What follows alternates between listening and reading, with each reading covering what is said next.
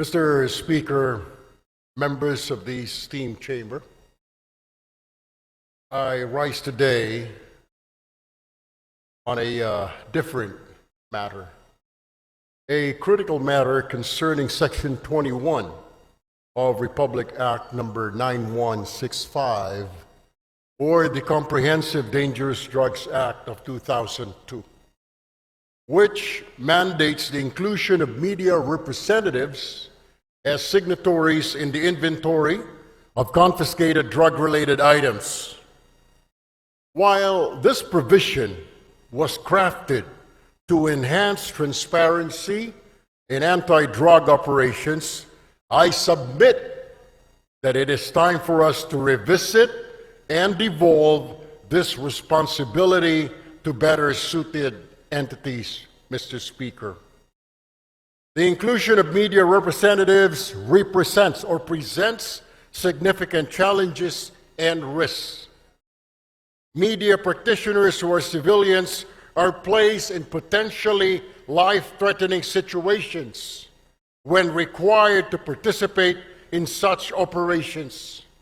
Exposing them to these risks compromises not only their safety, but also that of their families, Mr. Speaker.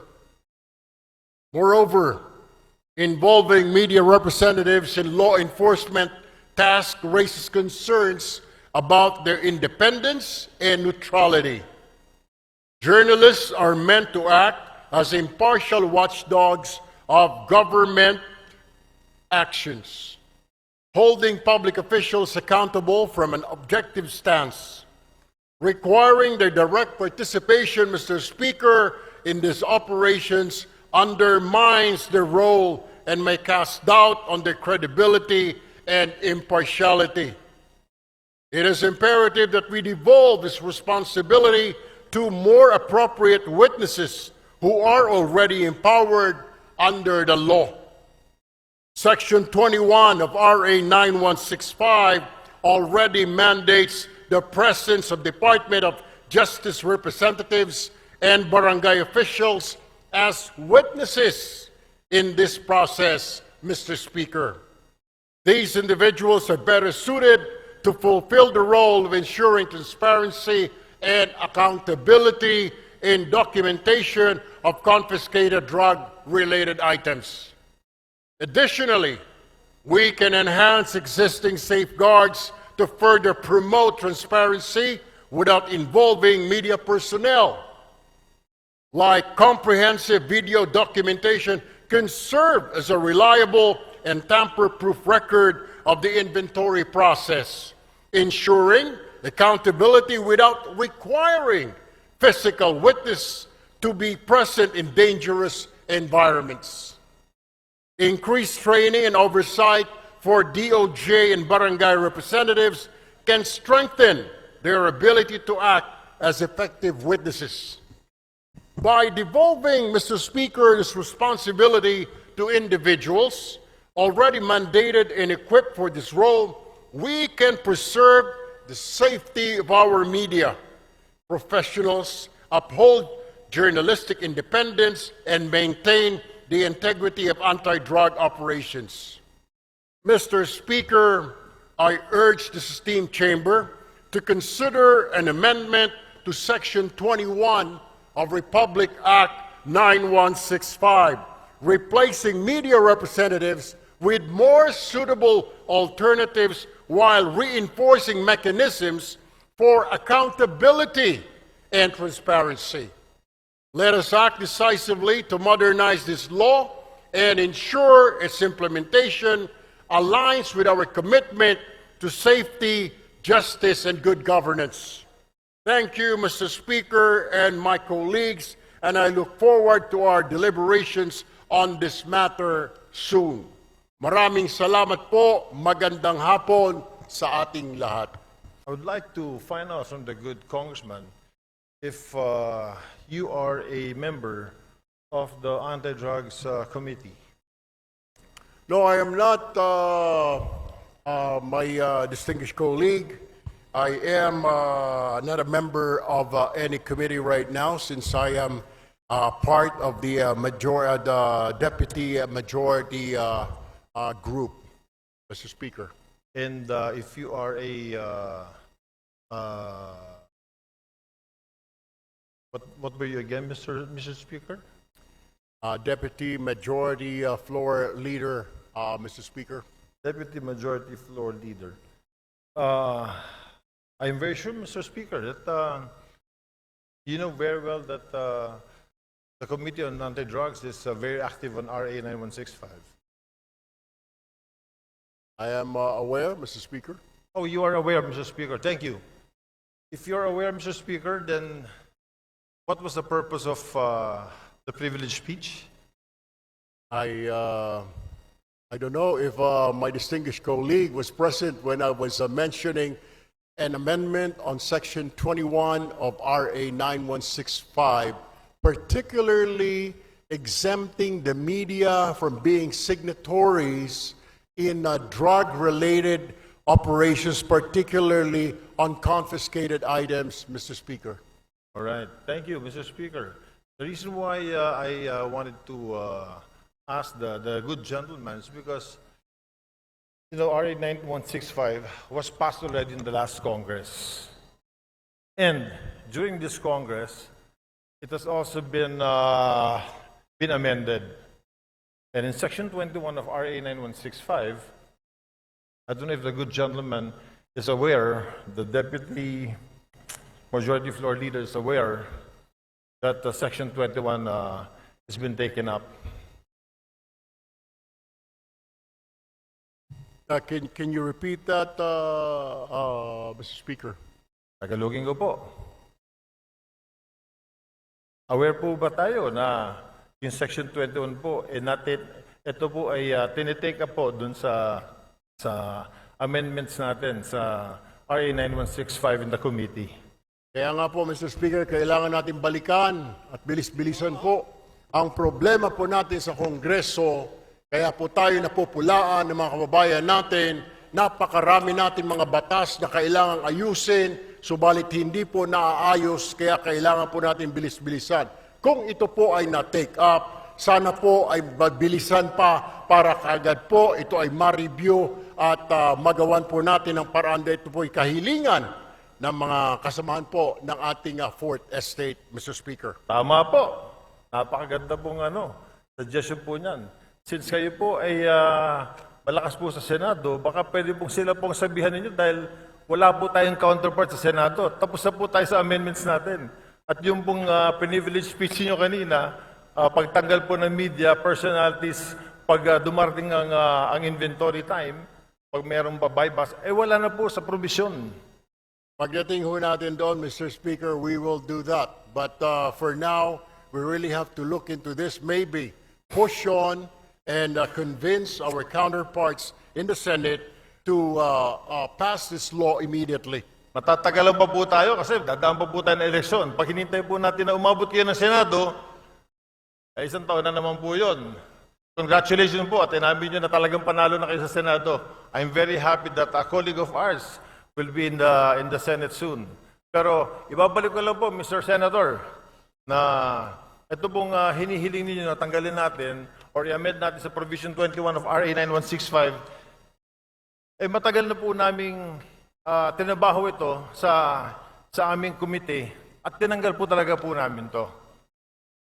Ang tanging hiling namin, katulad din ng hinihiling ninyo, sana nga po mapabilis natin ito sa Senado dahil sa Senado po, hindi ko alam pero baka pwedeng kayo na po magsalita, baka pwedeng kayo na mag-privilege speech, pakisabi na bilis-bilisan po para itong hinihiling natin na ma-amend itong Section 21 ay matapos na. Alam niyo ho, I will just have to correct my colleague. Hindi po ako senador, Your Honor. Ako po ay isang mambabatas, ako po ay isang representative, hindi pa po ako senador. Do, tumatakbo po ako senador, nais ko lamang po linawin na ako po ay isang congressman. Correct. Ako po ay member ng AXIS Party List at hindi po ako senador. Baka ang inyo po ibig sabihin, yung aking po nakatatandang kahuya po, siya po yung senador. Pangalawa, kaya ako nga po pinapabilis-bilisan para marinig po tayo sa Senado.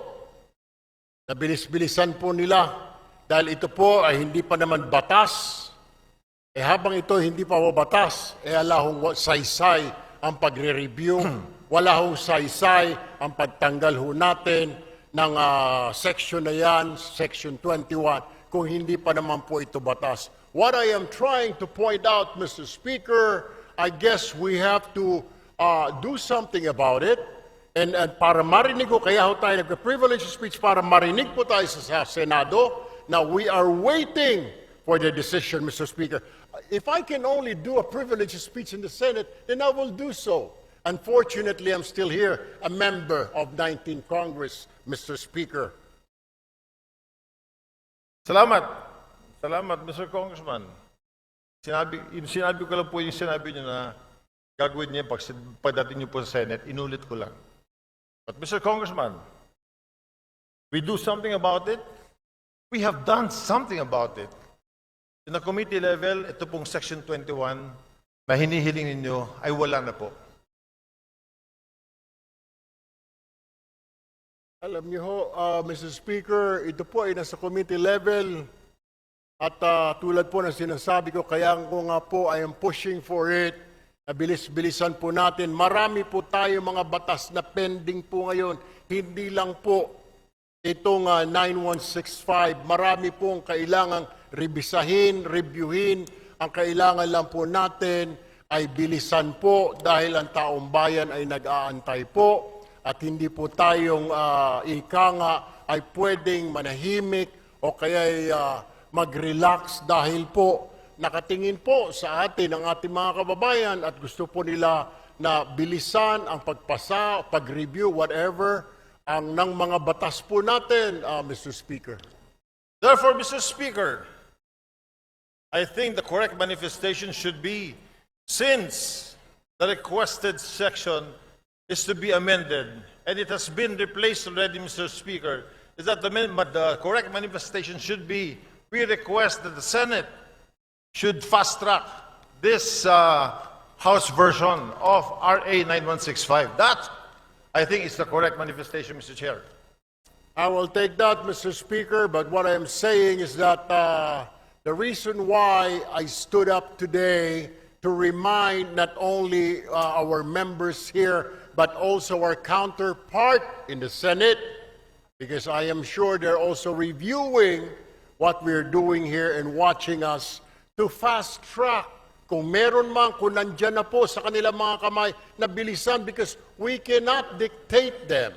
We can only suggest, Mr. Speaker. We can only tell them and inform the public that we already did this. Tama po ang ating kasamahan na sinasabi niya pong ni-review na po yan, inalista po yan, para malaman po ng taong bayan na wala na po yan, wala na sa kamay natin, yan po ay nasa kamay na ng Senado para bilis-bilisan po nila. And that is the purpose of my privileged speech this afternoon, Mr. Speaker, my dear colleague, sir. Thank you, Mr. Speaker. Oh, I thought amending Section 21 was the main thrust of the privileged speech. I didn't know it was to fast track the House version of 9165. But nevertheless, Mr. Chair, yun na rin po ang hinihiling natin. Since yung nire-request po ng colleague natin na tanggalin po sa Section 21, yung pagsama ng media kapag po nag-iimbentary sa mga bypass, sa mga nahuli na drugs, ay wala na po sa committee level. Wala na po, pumasa na po sa atin. Sana po, another privilege speech from our good colleague will tell the Senate, bilis-bilisan nyo naman, kasi binilisan na po namin. I wish I can, we will do that, Mr. Speaker, para makarating po itong ating mensahe sa kanila. Hindi naman natin pwede sila pong utusan, Mr. Speaker, kundi tayo lamang po ay pwede nating sabihin na nag-aantay po tayo. Kung naipasa na po natin dito sa Kongreso, then ang problema po ay nandoon. I guess we'll have to do or I have to make another privileged speech, Mr. Speaker. We shall await the next privilege speech. Thank you, Mr. Speaker. Thank you, Mr. Congressman. Maraming salamat po. Magandang hapon. Majority Leader. Mr. Speaker, I move that we extend the privilege hour for 1 more hour. Is there any objection? The chair hears none. The motion of the Majority Leader is hereby approved. Majority Leader. Mr. Speaker, I move that we recognize the Honorable Bonifacio Busita of One Rider Party List to avail of the privilege hour. The Honorable Bonifacio Busita is hereby recognized to avail of the privilege hour. Thank you, Mr. Speaker. Mr. Speaker, sa ating mga kasama, maraming salamat po at magandang araw sa ating lahat. Mr. Speaker, ang ating paglilingkod ay makikita at mararamdaman ng taong bayan sa pamamagitan ng ating mga gawa at hindi lamang sa ating mga salita. Ang ipapahayag ko po ngayon ay nangangailangan ng agarang pansin at aksyon dahil marami na ang mga nabiktima dito at patuloy pang dumadami ang mga nabibiktima. Marami na po tayong mga batas, magaganda at talaga namang kahanga-hanga ang galing ng mga gumawa nito.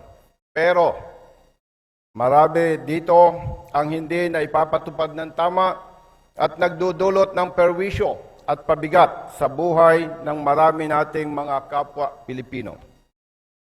Mr. Speaker, isa po sa mga ito ang ipinatutupad ng LTO, the Republic Act 10930, an act rationalizing and strengthening the policy regarding driver's license by extending the validity period of driver's licenses and penalizing acts in violation of its issuance and application, amending for those purposes Section 23 of Republic Act 4136 as amended by Batas Pambansa Bilang 398 and Executive Order Number 1011, otherwise known as the Land Transportation and Traffic Code.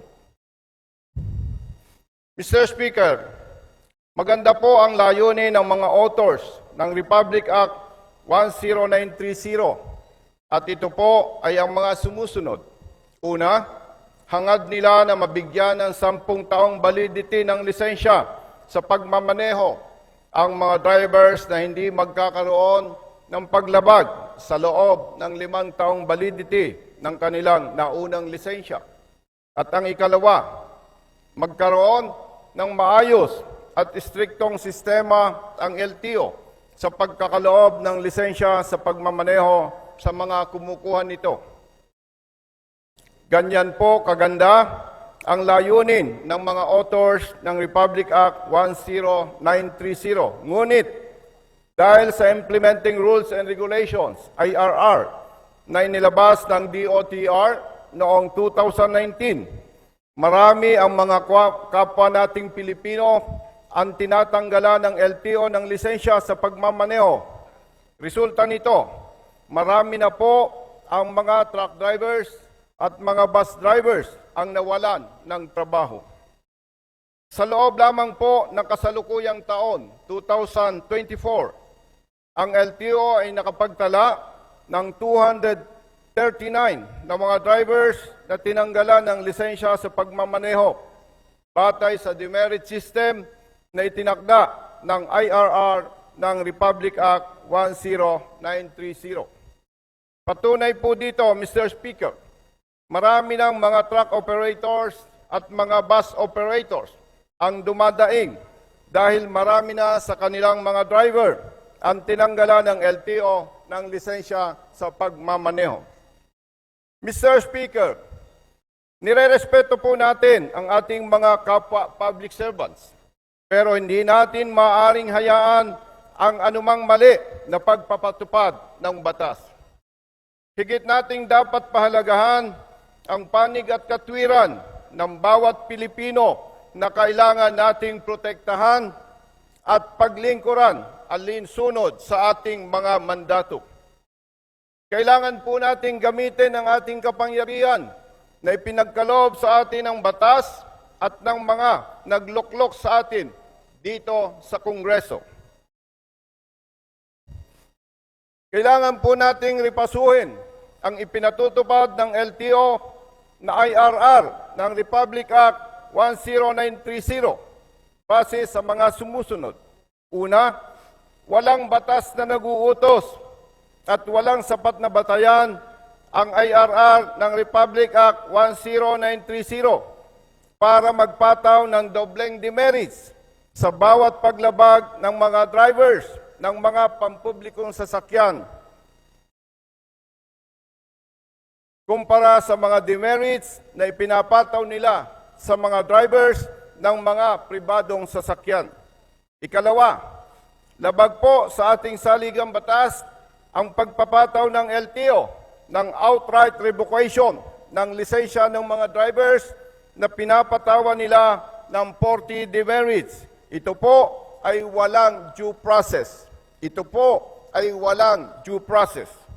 Ikatlo, sobra po ang parusa na ipinapataw ng LTO sa mga drivers na tinatanggalan nila ng lisensya sa pagmamaneho dahil sila po ay pinagmulta na ng LTO ng malalaking halaga sa bawat violation o paglabag na inakusa sa kanila. Ikaapat, Mr. Speaker, hindi lamang mga drivers na tinatanggalan ng LTO ng lisensya ang kanilang pinaparusahan. Pinaparusahan din po nila ang pamilya ng mga drivers na nawawalan ng hanap buhay dahil dito. Ikalima, napiperwisyo rin po ang mga trucking company at mga bus company na nawawalan ng mga drivers resulta ng ganitong pagpapatupad ng LTO. Ika-anim, Mr. Speaker, sisirain din ng ganitong pagpapatupad ng LTO ang ating ekonomiya kung patuloy ang pagdami ng mga truck drivers at mga bus drivers ang nawawalan ng lisensya sa pagmamaneho. Mr. Speaker, hindi po natin maaring kalimutan na malaki ang ambag ng mga truck drivers at mga bus drivers sa pag-usad ng ekonomiya sa ating bansa.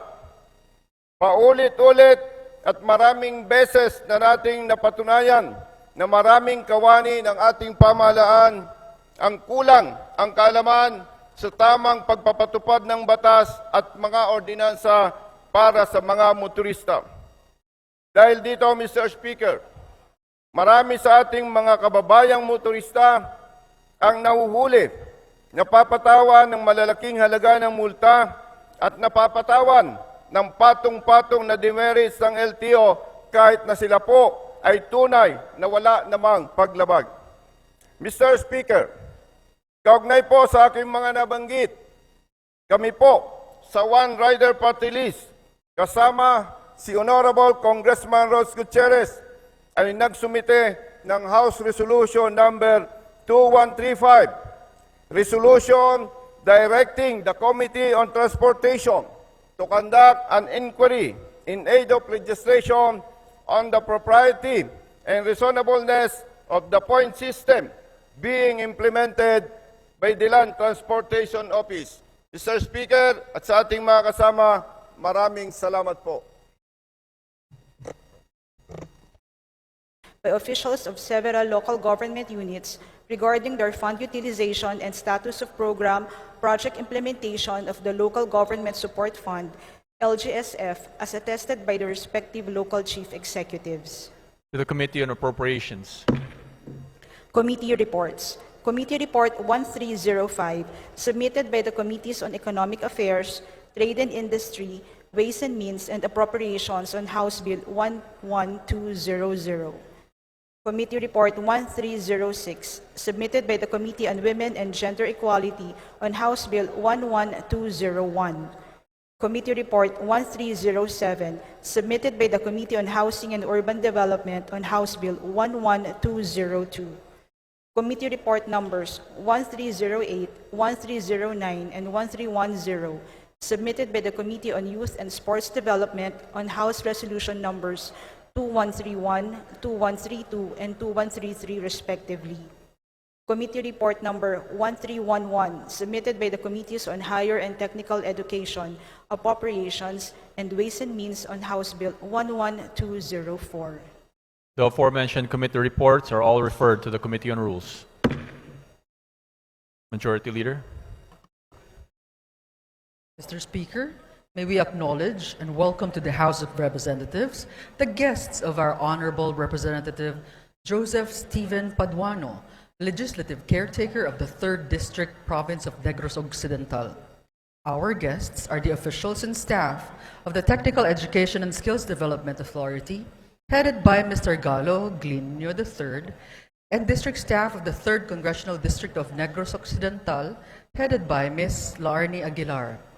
From the office of the 3rd District of Negros Occidental, we have the following: Paz Marie Valenciano, Laarni Aguilar, Chona Gosiaco, Mary Ann Dino, Sonia Macapagal, Bonnie Rose Dajay, Alana Montepio, Merlinda Buta, Dina Quiapo, Glycil Barrido, Michelle Paraba, Maricon Baseos, Trixia Betita, Rowena Hinoo, Jennifer Zapanta, Carmela Menchu Ledesma, John Rose Kima, Maribeth Alzado, Catherine Madrigal, Evelyn Seluse, Bona Yuralan, Michael Andrew Peñalosa, Jervic Pastrana, Mike Clementier, Joshua Grant Empleo, Jane Pabdalinas, Benjamin Villa, Jiki Casiple, Efren David Marivelas, Gerald Baroca, Jo Marie Sase, Fernando Cargando, Rene Dioso, Francis Garganta, Ryan Hichanova,